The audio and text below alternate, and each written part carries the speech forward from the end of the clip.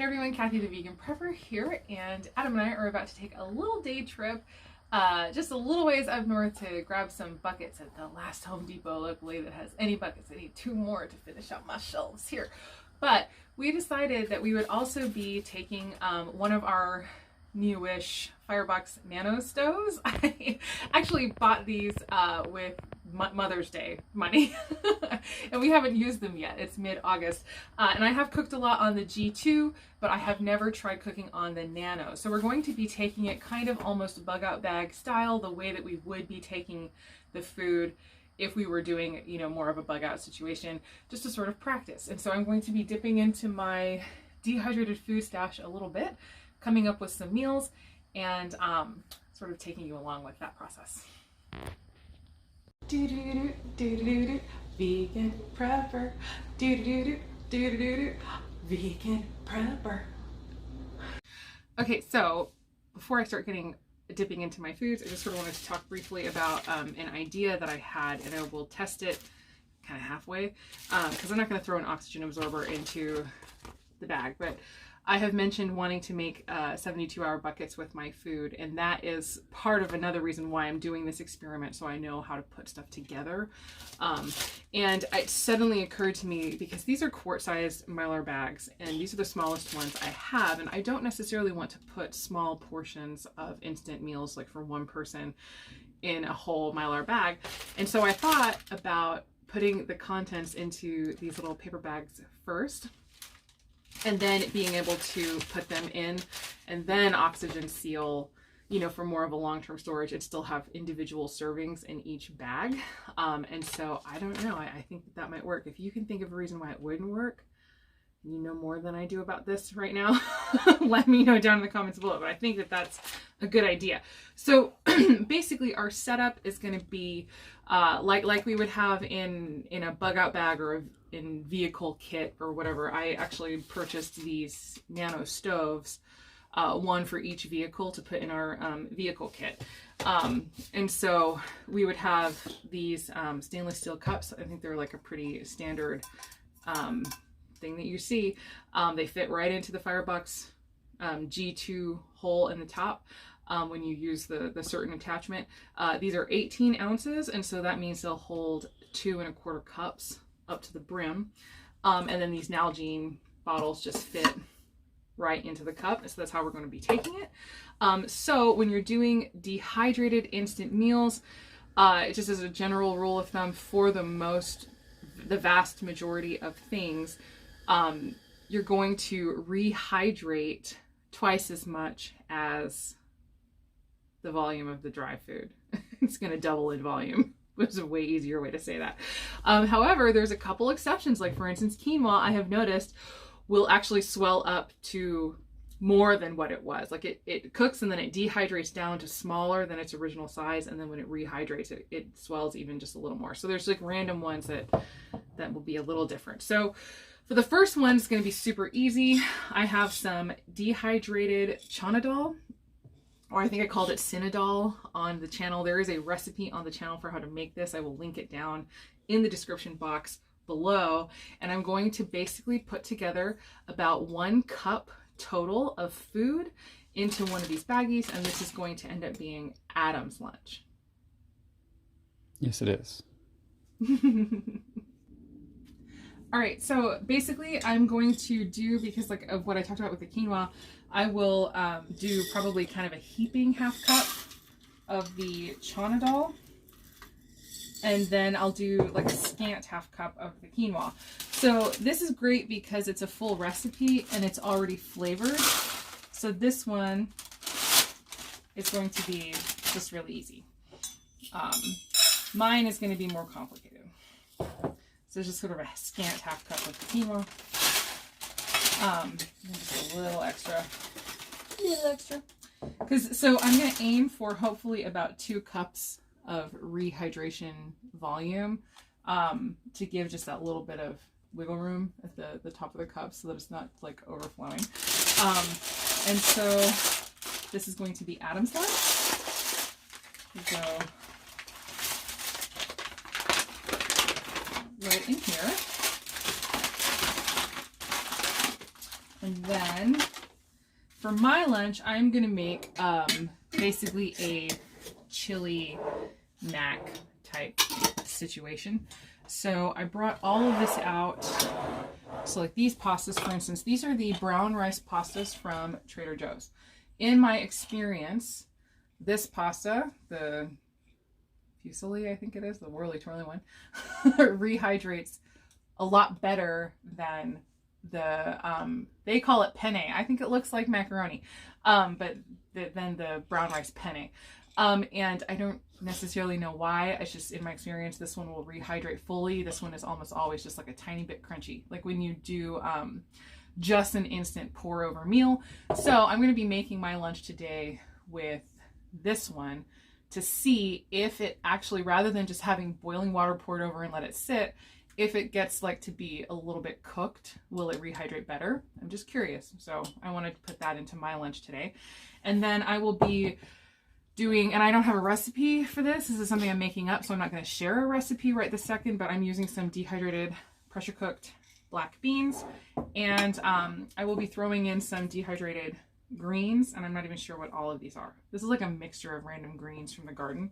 And then also some dehydrated tomato paste, which will hopefully give me some of that yummy chili tomatoey flavor. And then as the actual flavoring, because we want to leave, because we are on a little time crunch, I'm just going to bust out some fajita seasoning mix, which will give some of that kind of Mexican flavor, even though it's not technically chili. But I really love for my chili to have a kind of citrusy, lemony, light flavor to it, and this definitely has that. So I'm going to be putting this in as well. And so I'm sort of testing multiple things. I have not actually tested the dehydrated tomato paste yet and how well it rehydrates and turns into a sauce. So we're going to be testing that too. So my lunch is going to be 100% experiment. Adam has done this before and it turns out great. So I almost forgot my corn. So this is a fresh batch of dehydrated corn that I am still conditioning. But yeah, I'm absolutely going to do some corn in my chili. All right, so here is my chili mac lunch experiment. All right, and these bags, they fit directly or pretty much perfectly down into this particular quart-sized bag from Azure Standard. It's a pretty perfect fit. These are the If You Care paper snack and sandwich bags, just as an FYI if you're interested. So I'll go ahead and get this packed up and ready to go.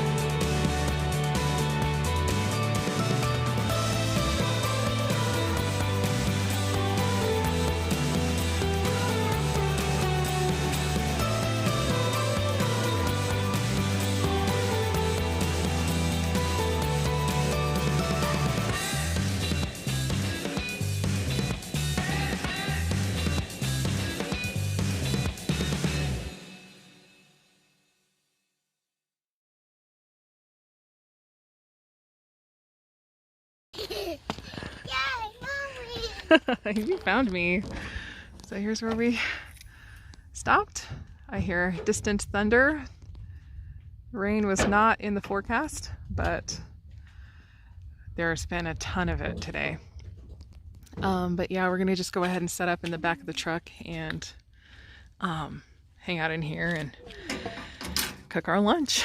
And if it starts raining, we'll be under the truck.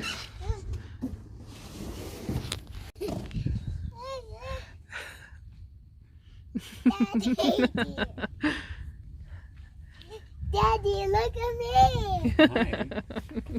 Okay, so we did end up bringing our own wood from home just in case there was just nothing but wet wood to be found because it's been raining, and that turned out to be really smart because it's been raining and it's actually raining today. So we also are going to be testing out these If You Care fire lighters. I had them in one of my Azure Standard haul videos.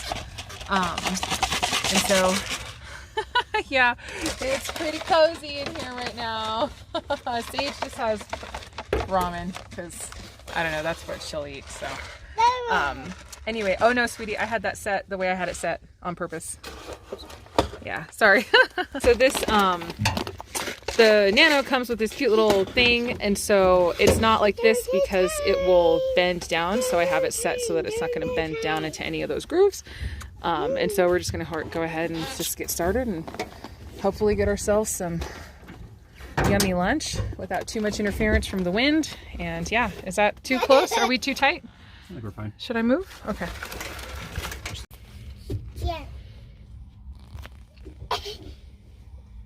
I will eat now. It's dinner time! Okay. Going right away. Awesome. Yeah, cool.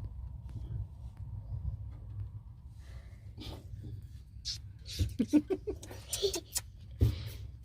got kissing noises in the background. Okay, so we got it going pretty nicely. The water is getting all heated up, and I'm sitting here tending the fire, and Adam took Sage off for a walk. It's just absolutely gorgeous today. It was a pretty bad storm on the way up here. It took us a lot longer to get here than we thought it would. But luckily I brought snacks that don't need cooking. So I'm really hungry. So I have some cut peppers and some hummus that I made last night for lasagna. It probably sounds weird. But there's a lasagna recipe I use where there's a tofu ricotta, and one of the main ingredients of the tofu ricotta is actually hummus. And I do believe last night was the best it's ever been because I was using my homemade hummus. But yeah, I'm just going to be snacking on some peppers and hummus and tending this fire, cooking up some lunch for my people.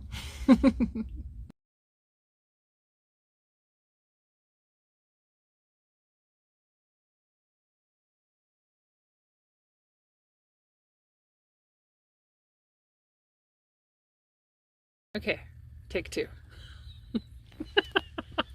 Now it's raining again. Oh my goodness. Well, hey, imperfect conditions, right? Yep. Yeah, it's good. It's even better. It's good practice. Yep. Things are perfect, then you don't learn anything. I learned about those handles collapsing. Oh my gosh. And now everything is wet. There's still like corn in the base of the thing. Oh my gosh. Okay, so take two. We have a new handle set up. Adam's just gonna hold it with his gloves, and there we go. Unfortunately, all the flavoring is gone now. But hopefully she'll still like it. We might be able to pull some stuff in from the truck. Take it over. All right, I guess it's time to get the next batch going, and we'll throw one of the meals in. All right. It's coming down pretty hard. And so yeah, we got everything in there and we're cooking it up. I decided no more pouring while I'm filming, so I also Sage. went ahead. Second. Adam had the idea. I think it's a good idea to get the liquid in to the other one and get the other meal in, just to get it to start rehydrating and get a little head start before we get it on the fire. So once this starts boiling, I guess we'll take it off, or I don't mind if you want to cook yours on there. No, it's just easy to get boiled. Yeah. You use boiling water at work. Okay.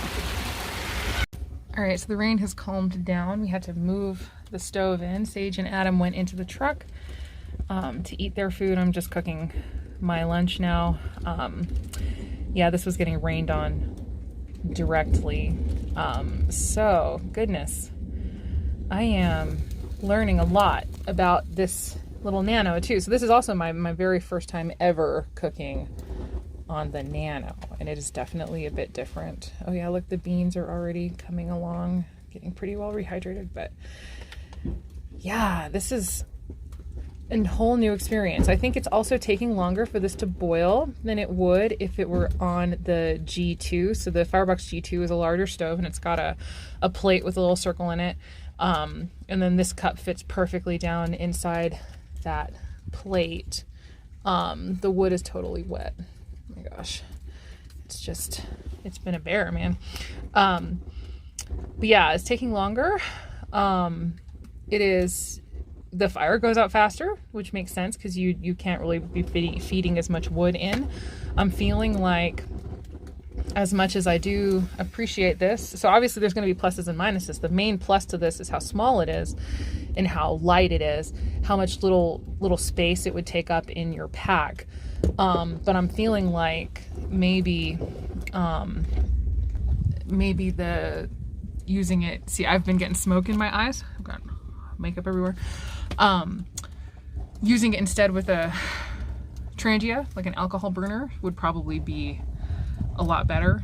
Although I don't know if the Trangia burner would have been getting hot enough. So that's something that I need to play with once I get one of those. I don't have an alcohol burner yet.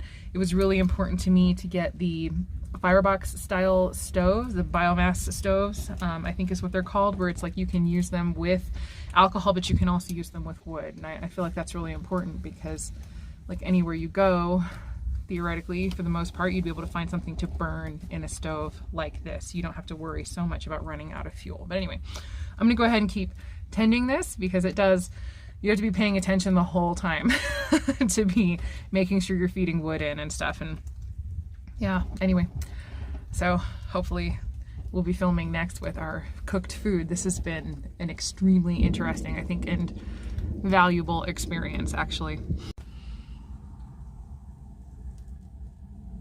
I think I see bubbles. It's been so long. Poor Adam is having a really hard time with Sage. And I'm out here just like cooking peacefully and enjoying this gorgeous scenery. Like Simon, a bloke in the woods. Just cooking quietly by myself in nature. Oh my gosh. But anyway, I'm about to stop. So I'm just going to show how well this rehydrates. The corn is practically brand new looking, and the beans too look really good. Whichever ones don't split, they come back looking just normal. I don't know. It's just beautiful. And it looks like the tomato paste bits dissolved very well. So I'm going to go ahead and just take this off. I think it's pretty much done. And then, yeah, go help Adam.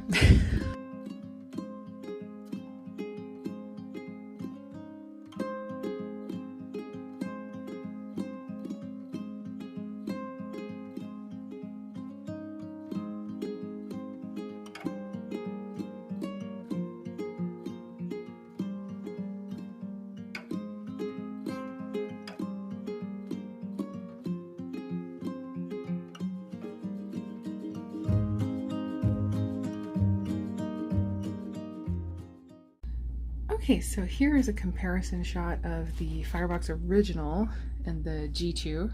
versus the Firebox Nano G2. And you can see right away there's a pretty significant difference in size, and that also means that there's a significant difference in weight. So this is the one I'm much more experienced with versus that one. So this video was showing my very first time ever cooking on the little one. And this is the setup I was talking about in the video, where I was saying things would have boiled and heated faster probably off of the original G2, because you can set it up via these little pins that come with the stove and use this plate that they have and put that in there. Now, of course, this plate is also not required. You could totally run it even without this plate installed, and just put the cup even just right on top right there without the plate. But obviously the plate helps to trap heat even more. So now you have, you know, a vessel that's down inside the heat source getting much more heat than it was out here exposed to the cold elements. And it took a really long time to get those bits of water boiling. But yeah, overall I do like them both. I think they both have their place. This is definitely backpacking for just like a 1 or 2 people bug out bag maybe. But if you are planning on, you know, like a camping trip where you're cooking for more, you know, more people, like a family or whatever, I would definitely say this is the one. Even if it is a survival situation, you got your family with you, I feel like this is the one that would allow you many more options, be more solid. And this in and of itself is a really amazing heat source. We've had it out in winter and it radiates a lot of heat. This whole thing becomes so hot that it's, you can burn yourself pretty bad on it, but it's incredibly warm. This one was putting off some heat, but not nearly as much of this. But it also could have just been the difficulties I had getting a fire going. But yeah, they're both great. So our plans for now is to have this one in one of the bug out bags. And then the other bug out bags will each have one of these. But for now, actually, these are going into the cars as a car stove, like an emergency kit. If you need to get out and cook, you know, have heat. And then this one will still remain, you know, where it is in our equipment, just for using. And yeah, mainly you need to practice. They can be fiddly and you need to know how to use these things. And that's definitely one of the main lessons I learned yesterday at this point. Filming that video is definitely getting experience with each one of these is really important. All right, so what did we learn? So many things. So much. So much. I felt so accomplished and put together before this experience. And now I realize I have a lot to correct. Yeah. So a big thing for me straight away was thinking that I was very organized in my gear. Specifically on this instance, we went out and it was unexpectedly rainy.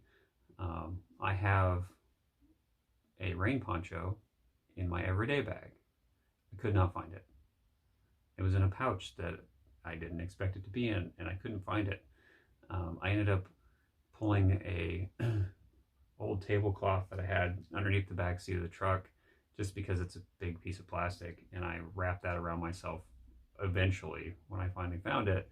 But I was already soaking wet at that point. So I also have 2 rain ponchos in the truck somewhere, and I couldn't find those either. So realizing that my important emergency gear needs to be the easiest stuff to find. I thought it was easy to find, but I was wrong. So kind of figuring out which things should be a priority in my bag. I will do an everyday bag video eventually, the stuff I carry with me all the time. But I guess here in Arizona, we don't get very much rain. So, yeah, that's what I was gonna say. In your defense, it's not something that comes up like hardly at all. But I guess that is kind of the very definition of being prepared, though, is you're prepared for the unexpected. But like this year, we're having ridiculous rain. We've never seen rain like this. I mean, maybe you said like 10 years ago there was like a summer that we had a lot of rain, but This is like last year, for perspective, I'm pretty sure I'm not exaggerating when I say last year, the entire year, it rained maybe 2 days.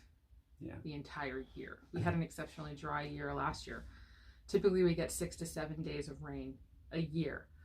So rain gear is not like city prepping talks, and I really like what he says, that he talks about what is, you have to look at the difference between what's possible and what's probable. So like, sure, anything's possible, but what's probable? And for us, honestly, it's not very probable that it's going to rain. No, you're right. But we still need to be able to access that gear. Yeah. So yeah. And most of the stuff in my bag, I don't need to access at a moment's notice. Right. So. But rain gear, you would. You would. Yes. Because raining can happen suddenly. Yeah. So, and it's a significant problem when it's cold and it's raining and you get your clothes wet. So that moves high up on my priority list of staying dry. Right. In difficult situations. Right. So. Right. I've got some reorganizing to do. Yeah. And I'm gonna go through the gear in my truck as well. Right. To make stuff that I will need immediately more available. Mm-hmm. Stuff like a pair of gloves. Mm-hmm. I have 2 pairs of gloves in the truck, but they're under the back seat and they're a little harder to find. So you got 1 pair? That was from my everyday bag. Oh, funny. I knew where those were. So, but I really did like your idea though, your solution that using the, whatever that cubby or channel is in the door, that mine stays empty because I don't put anything in there, but now I'm realizing I should be putting that kind of stuff in there. So you were talking about like putting the rain ponchos and stuff in that place where you could just open the door and grab it before you get out. My truck has big door pockets at Yeah. the base of the doors that run the full length of the doors, so there's quite a bit of space there. Yeah, that's genius to be able to put something there that you need to just grab. Yeah, so a pair of gloves in there would be perfect. If I have to change a tire or something, I know exactly. I can just pull my gloves out. Right, and you can grab it before you get out. Yeah. You know, so yeah, that's kind of cool too. So anyway, yeah, really good stuff. Mm-hmm. Good stuff to know. All right, I learned that the dehydrated meals are an absolutely valid choice. That was perfect. They worked out kind of even beyond my personal expectation. They rehydrated perfectly, beautifully. I have rehydrated them before as instant meals, but I haven't really done it like on the stove and giving it a little cook. So I think even at home, I'm going to start giving it like a little cook on the stove, and it makes it even better having it cooked. But if you had to just boil water and dump, it still works. Like, we do know that, but yeah, it worked out really well. It was, I thought my lunch was awesome. I thought my lunch was delicious. So. Mine was as well. It was easy. Yeah. Mostly. Yeah, we just had trouble with getting stuff going, but yeah. All right, cool. Preparation, I think, is so big. We were not 100% prepared in a couple of things. I think one of our downfalls was the wood. We brought dry wood with us, but it wasn't fully prepped to function in the Firebox Nano. Being that we never used it before, I had split some wood before we went out, right? But I didn't make it small enough to actually fit inside the stove. So some of it got wet, and some of it that was hanging out the edge of the stove got wet, and the fire kept going out. So having some materials prepped before we even started would have been ideal. Yes, because we prepped the wood kind of being used to the larger one. You know, because it does have feed holes, but even on the Nano, the feed holes are smaller. So it was definitely interesting, but also learning, of course, in rain, with the rain coming through, the wood going through the feed holes was getting wet. Yeah. And so again, this is like, I don't know if we sound dumb. We probably sound dumb, which is fine, but we're just being ignorant. totally transparent, because again, rain is not something we think about. No. It isn't something that even enters our mind. Yeah. I think I've had one outdoor adventure that it rained, and it started knowing that it was raining. Right. So it was like fully prepared when we went out, but yeah, getting caught in the rain, it never just happens. doesn't even happen there. So yeah, I don't know. I know that that probably sounds crazy to people that live elsewhere, but yeah, it's just. Yeah, we get so few days of rain. Yeah. It's just, and it's not like typically not a catastrophic thing for us. Like, oh no, I got caught in the rain. It's typically like, oh sweet, it's raining. Let's go. Yay, rain! Play. Let's go out on purpose and play in it because yeah, we're not used to it, but yeah. Yeah, but we were up north, and temperatures dropped pretty considerably while we were out, and the rain made it much worse. So. Right, because when it rains down here, it's warm. Yeah, you just run out and splash around in the rain, and you're warm the whole time. Like it's not even a big deal. So yeah, it was just such a strange experience, but it was good. It was so good. I'm so glad that happened. Yeah. I mean, it would have been nice to have just like a nice little sunny time, but there's so many reasons I'm so glad it happened exactly the way it happened. Yep. But then you were talking about, so speaking of rain again, prioritizing the shelter. Yep. Yeah. So yeah, we were, I don't know if you can tell from the video, but we were set up under the bed cover of my truck. We were sitting in the back of the truck. So I've got a hard cover on it and it just tilts up. So we're using that as a rain shelter. But it was raining so hard from so many different directions that we were getting wet from multiple sides. Mm-hmm. So if we had spent a few minutes setting up a better shelter to put the fire under, then many of our other problems wouldn't have existed. Mm-hmm. So just realizing that in a real survival situation, getting a proper shelter set up before we try to even think about making food is definitely going to be number one.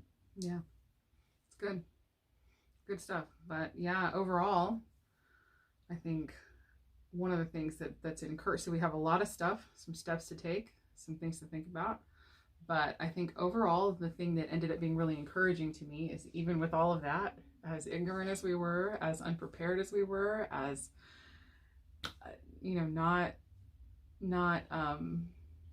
not ready for anything that happened, as we were, it still worked.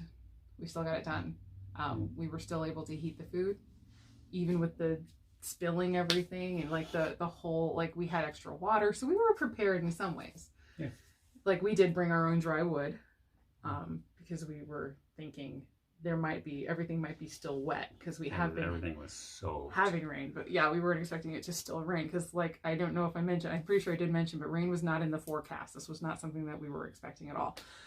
And so yeah, overall though, like I said, yeah, it still worked even with all the issues, even with the wet wood, even with everything. Yeah, it still worked. That little Nano is good. It's cool. Yeah. It's good because it definitely does. It's not nearly as sheltered as the bigger one, but like even still, it was so hot in there, I think, that it was able to, we could start fires again pretty quick, just peeling off some pieces of paper and sticking it down in there, and it would get going again pretty fast when it would go out. But yeah. So anyway. Yeah, we have a little practice to do on that stove. For sure. Yeah, you got to learn some cool stuff. Yeah. You got to get the boys out. I want them to get out there with the Nanos and cook themselves a meal and figure out how to do that. And so yeah, all of us have a lot of learning to do. But overall, yeah, I think it was pretty great. Yeah, I think just realizing that we need to get out and practice more. Yeah. It's like I've got stuff in my Bugout bag, and I've got stuff in my everyday get home bag I've never used. Realizing that I need to start opening that bag up on a regular basis and get comfortable and familiar with the gear I have in it, how it works, how I'm going to use it, how I'm going to deploy it, how I'm going to put it away.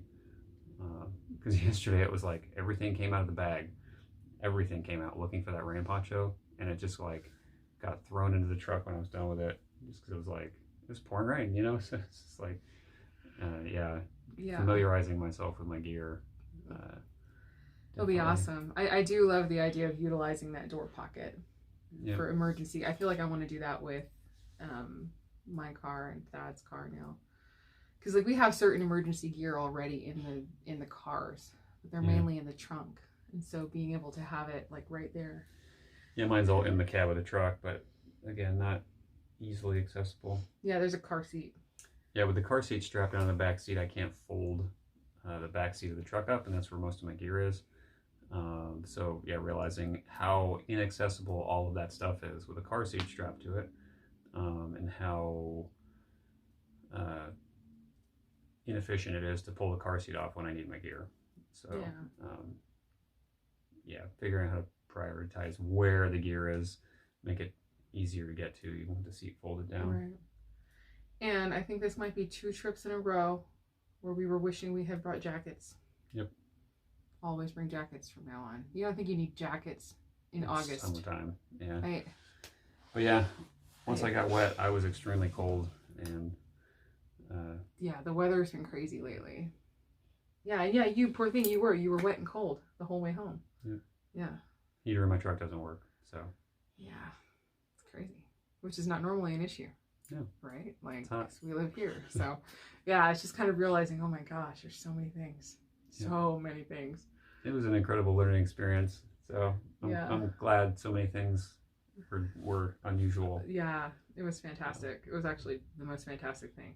But it's funny, I do, like, I feel dumb, like, unprepared for rain, but then I also laugh, because I'm like, well, somebody could move here, and they don't know about summer yet. Yeah. Of course, this year, anybody who's moved here, they still don't know about summer. This summer has been beautiful. It's been mild and amazing, but I think we cleared maybe like 112, like, one day. Yeah, maybe a couple times. Like, it's been so mild. Weather is changing for sure. A lot of people have been talking about it, but yeah, for sure. Anyway, okay, cool. I guess that's it for that. And hopefully that was helpful at all. Hopefully our misadventures and our foibles can give you ideas as well. But we're definitely going to keep doing a lot of this stuff and filming it too, for sure. Definitely let us down in the comments below if there was any particular thing that you found most helpful, but also especially if you've got any suggestions or ideas, because we would love to learn from you if you have an expertise in an area where we do not. So that would be super awesome. And yeah, let us know. And thanks for watching. And as always, we hope the rest of your day is good and your life stays wonderful. See you guys next time.